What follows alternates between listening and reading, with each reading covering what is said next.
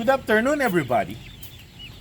Paghapon na ganito, nagre-ready na kami para isara yung mga yan.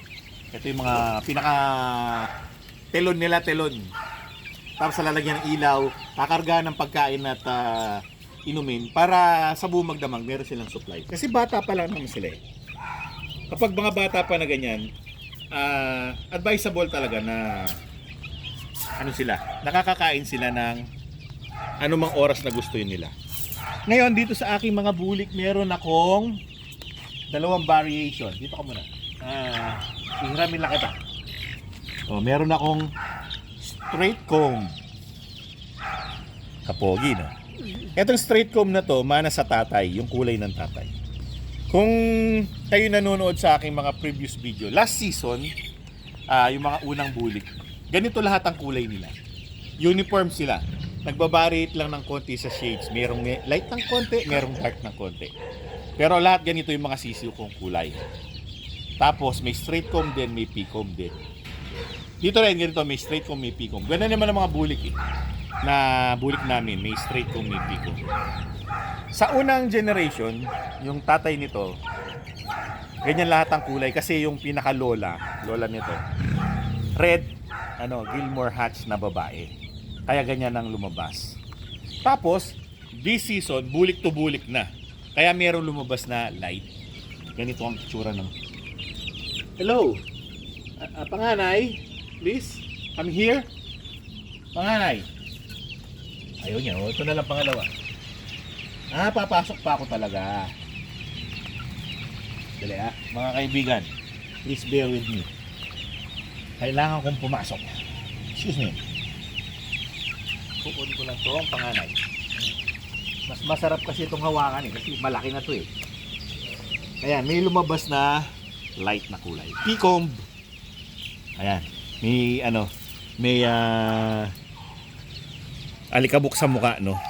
Kasi dahil yung sahig nila, nilalagyan namin ng abo. Para sa pupo, para hindi ganong maamoy. So, syempre, nagkakaykay sila sa abo. Ang dungis-dungis. Pero ganyan ang kulay ng isang variation. Nagtatanggal na siya ng balahibo. Yan ang kulay. Kapag pala bulik to bulik, the more na bulik to bulik ng bulik to bulik, naglalight ang kulay nila. Hanggang sa talagang parang white na sila. Meron na lang konting bulik-bulik na konti. Pag nga malayo, parang akala mo sinibalang. Sinibalang ba yun? Sarasa sa amin eh. Sarasa ang tawag sa amin na kulay na. Yung puti na merong iba-ibang kulay. Merong konting-konting pula, itim, di ba? Yun. Parang ganun na sila. Ayan siya. Ito yung pinakapanganay. Ayan yung paa niya. Lahat naman sila ganyan ng paa. Light green. Pero pag tumatanda sila, nagiging yellow. Fascinating itong mga bulik na to, no? Pati yung mga first generation, green muna yung pangapaa. Nung nagtandang na sila, naging yellow na. Ay ba, no? Tapos merong P-comb, straight comb sa kanila talaga. Dahil sa kay Sir Jenjen, dalawang klase talaga yung bulik niya. May P-comb, straight comb. Kaya ganyan din labas nila. Kapag, usually kasi kapag straight comb ang isang sa breeding mo, yung isa straight comb, isa P-comb, dominant yung P-comb. So, halos P-comb malalabas. Minsan walang straight comb. Pero dahil sa yung mga P-comb may lahi ng straight comb, naglalabas na talaga sila ng straight comb. So mix sila, mix. Yan, lahat yan bulik.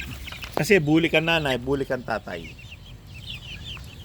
Iba-iba yung laki nila sapagkat pinagsama-sama ko na sila para isang grass pen. Actually, yung grass pen namin, wala nang mga grass. Naubos na nila dahil sa hindi nagre-regenerate yung mga damo ngayon dahil sa hindi umulan, no? Pero para sa akin mas good na hindi umulan. Kapag tag-ulan, nako, yung mga ganyang sisiw hindi yan magtatagal na healthy. Itong mga sisiw namin, thankfully lahat healthy sila, hindi pa kami nagkakaroon ng sakit. Pero may mga naging malungkot pero naka-recover dahil sa malaria naman. Nagpa-pyristat na kami. Kahit mga bata pang sisiw, pina-pyristat. Chismoso, Excuse me. Ayun na. Ito naman yung pinakabunsong bunso sa kanila. Oh. Ito yung pinakabunso. Ganyan ang kulay. Sa ganyan yung kulay. Yung isa pinakabunso, ayun yung pinakabunsong kulay. Ay, yung isa. Lahat ng ganitong kulay, 3 piraso. Excited ako sa itsura nito pag lumaki. Kasi si Rudy, anong biling ko siya, ganito ang kulay niya. Yan, ganyan ang kulay niya. Mas light la.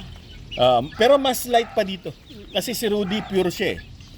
Pure bulik. Mas light pa. Halos parang domino na siya yung parang gray white siya, di ba? Hindi wala siyang pula na ganito. Kaya nga excited ako anong itsura nito paglaki. Pag talagang naglugo na siya na malaki na. Yung tandang na. Si Rudy, gray white siya eh. Tapos yung paa ni Rudy parang ganyan, yung light green.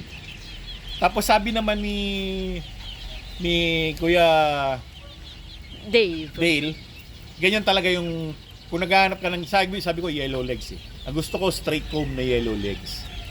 Tapos puro halos mga ganun. Tapos sabi niya, ang mga ganyan nagiging yellow yan, sabi niya. Pero pag sisiw sila, ganyan talaga sila. Ay ganun nga. O kinuha ko si Rudy. Ganun nga. Ngayon si Rudy, walang tigil na lumulugod. Siguro problema niya talaga yun. Nung sisiw yun. Pag white kasi talaga. Oo, pag white, mahirap sila mabilis maglugod malugon. Nung sisiw yun, ganyan din. Nung magbinata na siya, matagal bago siya umayos na balahibo. Tapos nung umayos naman yung balahibo niya, saglit lang. Agad natutuyo. Kapag light ang kulay, kahit mga puti, sarasa sa amin eh. Yung mga puti na may parang baltik-baltik o ano. Madaling, siguro sa araw, madaling matumanda yung balahibo. So itong mga bulik ko na to, maraming nagtatanong, pero sila po ay not for sale. Dahil yan akin lang. Mine. Pero kung kayo gustong mapaibig, maraming pwedeng maibigan. Di ba? Napakarami. Kung kayo naghahanap ng napakagandang kakaibang kulay, eto ang aming Esculin Gray. LDT cross ng Esculin Gray. Tingnan niyo yung kulay. Not your typical talisay. Lalaki yan. Kita pa ba dyan? Malinaw pa ba ang ating camera? Yes. Kasi medyo humahapon na. May chismoso sa likod mo. Ha? May chismoso sa likod mo. Ano na? Yung aming broodcock yan. Yan ang napakagandang pagkakatalisay. Tapos, ibang variation naman. Ito. Medyo silvery ang kulay. Ganyan ang mga kulay nila. Unique. Ang gaganda ng katawan, ng lalambot.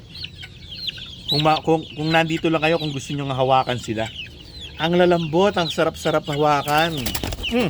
Nasabi ko na nga ba eh. Chismosa. Huwag na kasing Bahala ka, sige. Bingin. Gabi na. Yan ang itsura nila. Tapos meron pa dito naman, mas dark naman. Mas dark. Lalaki din yan. Lalaki. Ngayon medyo lumalaki na sila. Sisikip na sila sa kanilang pen. Gagawin ko dyan, ihiwalay ko na yung babae at lalaki. Para mas maluwag sila. Cobra. Tapos meron kami ditong golden cobra. Kaso ayaw niya magpakuha. Halika rito.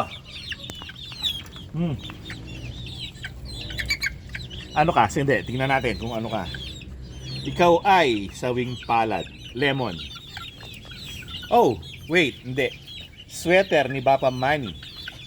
No marking. Kasi yung no marking namin, cider na lemon o sweater ni Papa Manny. Pasok ka doon. Ito, regular lang ang kulay nitong gray na to.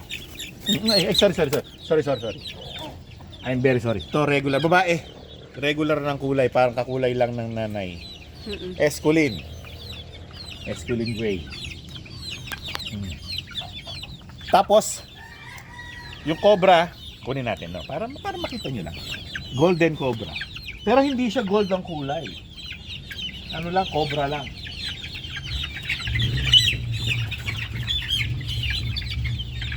Kung makasigaw ka naman, akala mo Naaway ka. ang ang ano, Taba. ang lusog. Oh.